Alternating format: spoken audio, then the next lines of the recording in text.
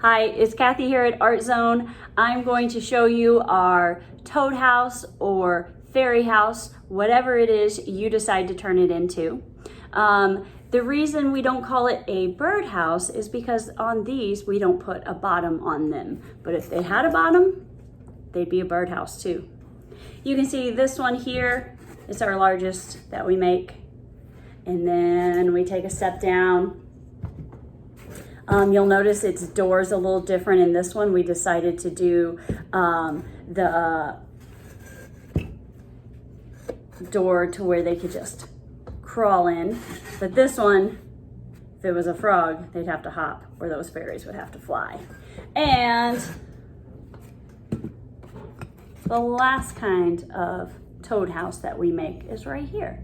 So I'll show you these 3 different ones. And of course, you guys can change them any way you want. In your clay kit, you will hopefully have some rectangles. We created them by tracing around an index card. We probably sent that with you in case some of your rectangles get distorted or ruined. That's fine. Just ball them back up, roll them back out. We like to make these rather thick, about the same thickness as the side of your thumb, since they need to be a little stronger. And then a circle for the roof. Now, if you're missing that circle, it's okay. We sent extra clay. You can roll it out and make your circle. We traced our circle using a styrofoam plate, turned it upside down, and traced around it. Okay, let's talk about this one first. This one's your most basic of our toad houses. And all we did was to take that rectangle, bend it, press it down so it has a surface to sit on, and then the back of it, you're just gonna start squishing it down. Make it come all the way down to the ground. I like it to be more what I call organic versus this rectangle that's geometric, right? So take a tiny bit of water. Remember, you don't want to use a lot of water, but really smooth all this out and shape it the way you want so that it is a little more organic in nature. To create this part, this rim, the edging around it, I simply took extra clay and rolled it out into a snake. And then we have to remember, how do we attach clay to clay? Scratch to attach. So if I'm going to take this snake all the way around the edging of that house, I'm going to take my skewer. I'm going to scratch up where it's going to go. I'm going to scratch up the bottom of my snake. I'm going to take 2 fingers, touch my water, tap some water on it. Not a lot of water, just a little. And then smush them together. Then once again, I'll take my finger in the water, and this time I'm going to blend the edges together. So if you look there, see where I have not blended here, but right down there I have, and you can't tell where the 2 pieces of clay came together. So that is our simpler of the toad houses, and you could really work on this and still make it pretty cool. We decided to do a little welcome rock right in front. You decide what you add on there, and then you're ready to glaze it. If you're going for the next step up, this guy here, you're going to take 2 rectangles and you're going to lay them down. You're going to have those rectangles barely overlap. See how it's not very far. And then I kind of squish it down a little, be gentle, and blend them together.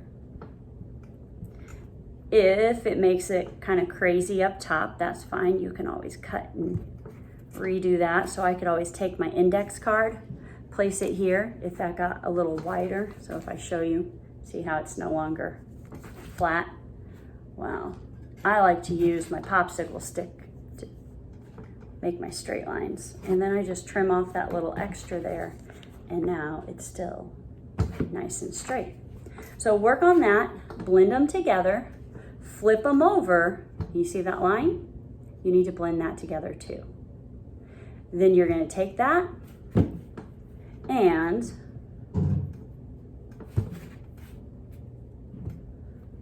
fold it into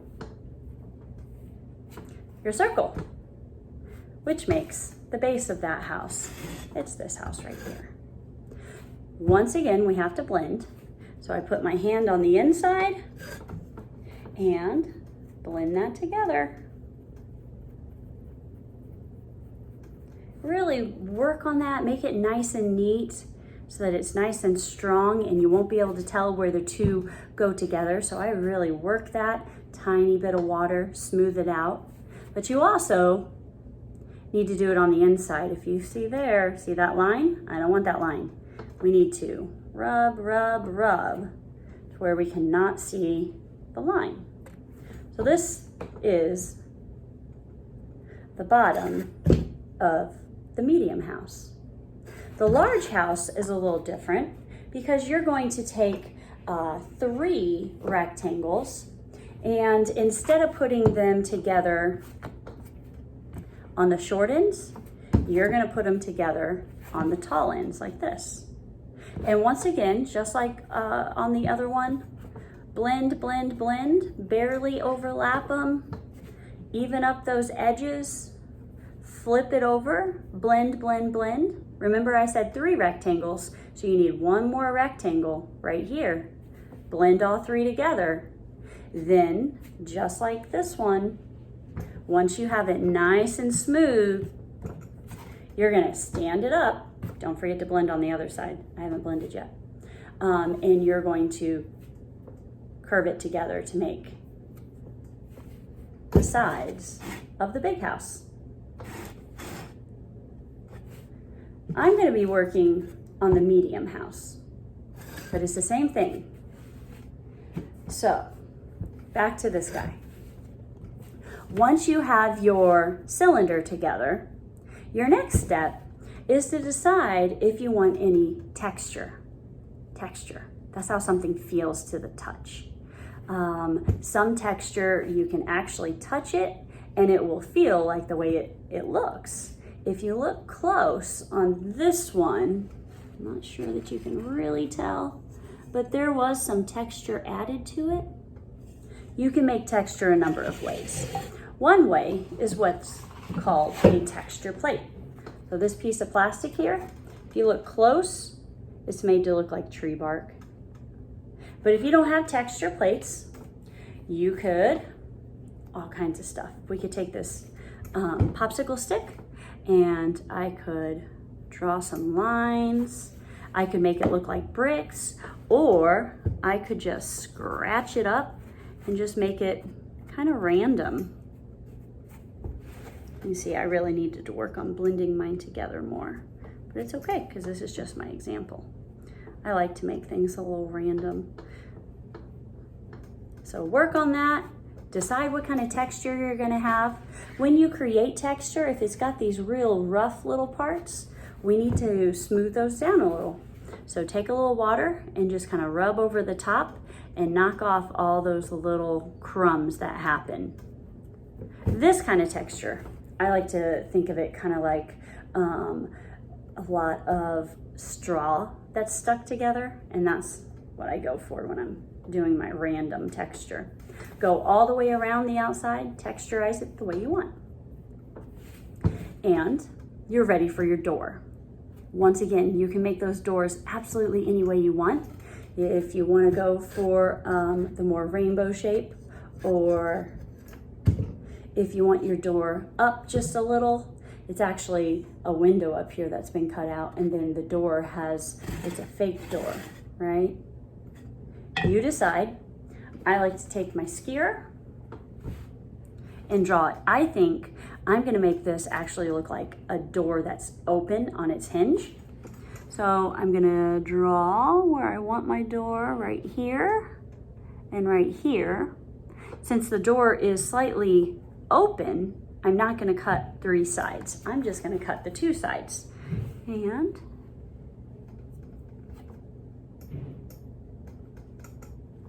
right there.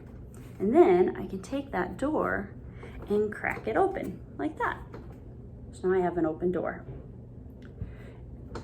Around my doors, I like to add some edging, like a door frame.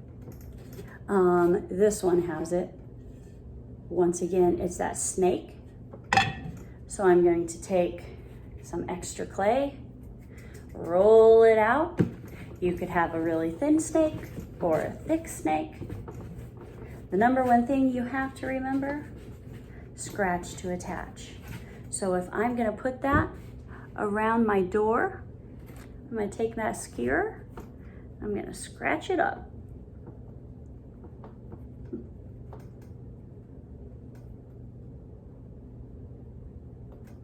And the back of my snake. Scratch it up. Make sure it's really rough. Your scratches should be very messy. They should not be neat. Look how messy that is. 2 fingers, touch that water, tap some water on it. Not a lot of water. And then I'm gonna take it and start putting it on my door frame.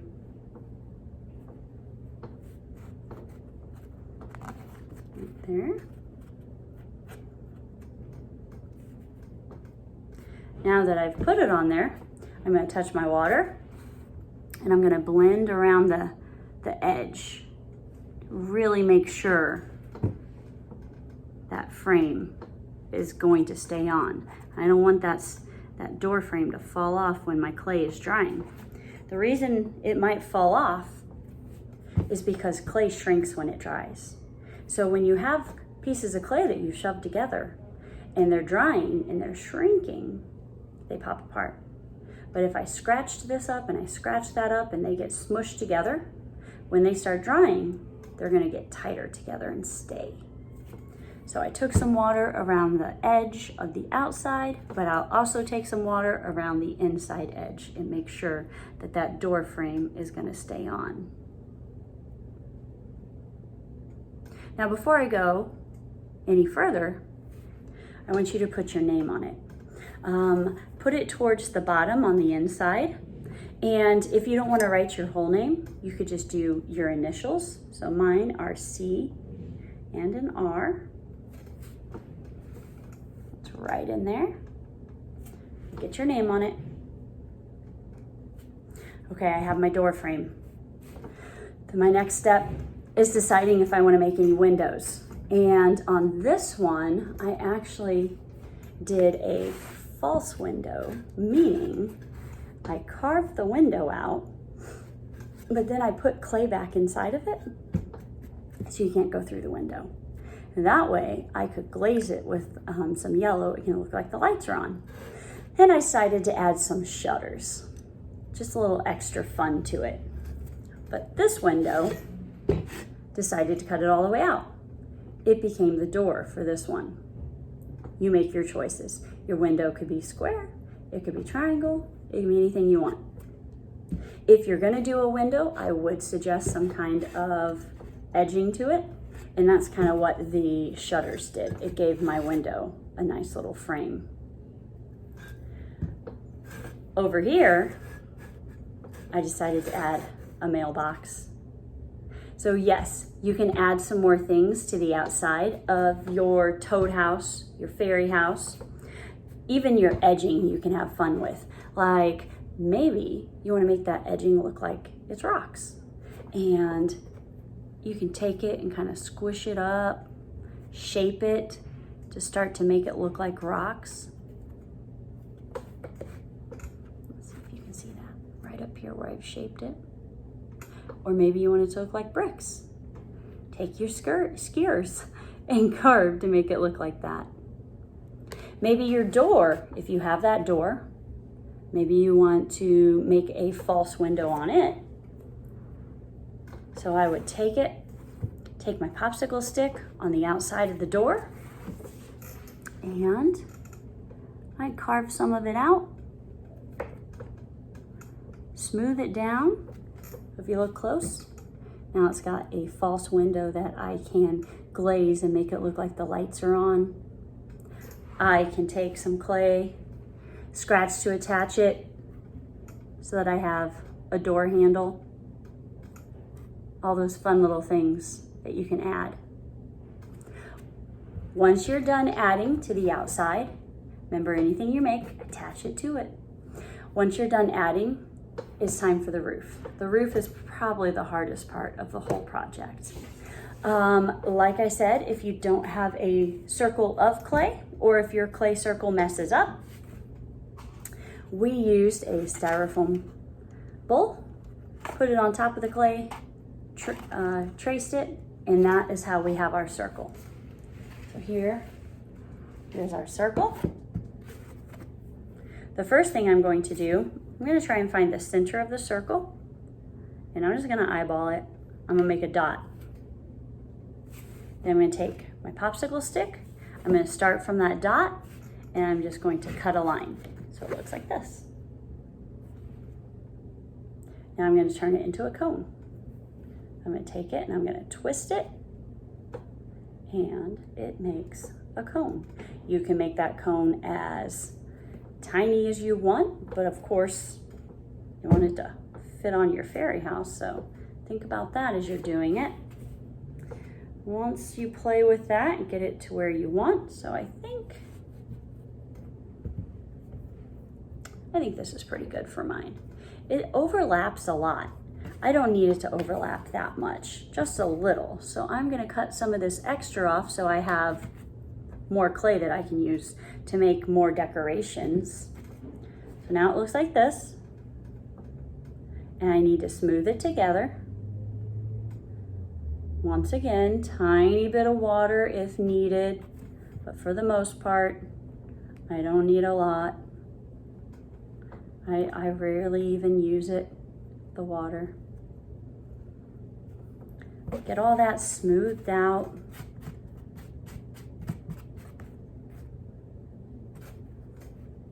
Don't forget the inside. You gotta get rid of that line. Blend it together.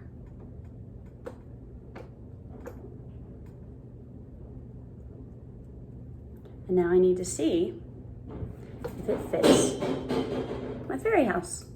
It sure does. Mine does have a tiny bit of an overhang.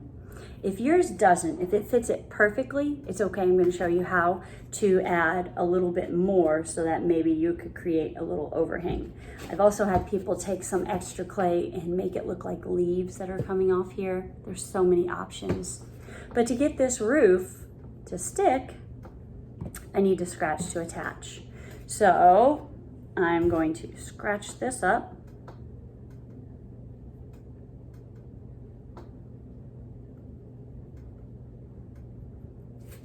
Scratch up the inside.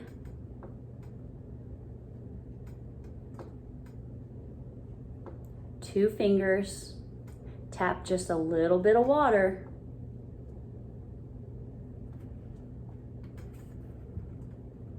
And put it on. Now it's not going to stay yet, so I'm going to flip it over.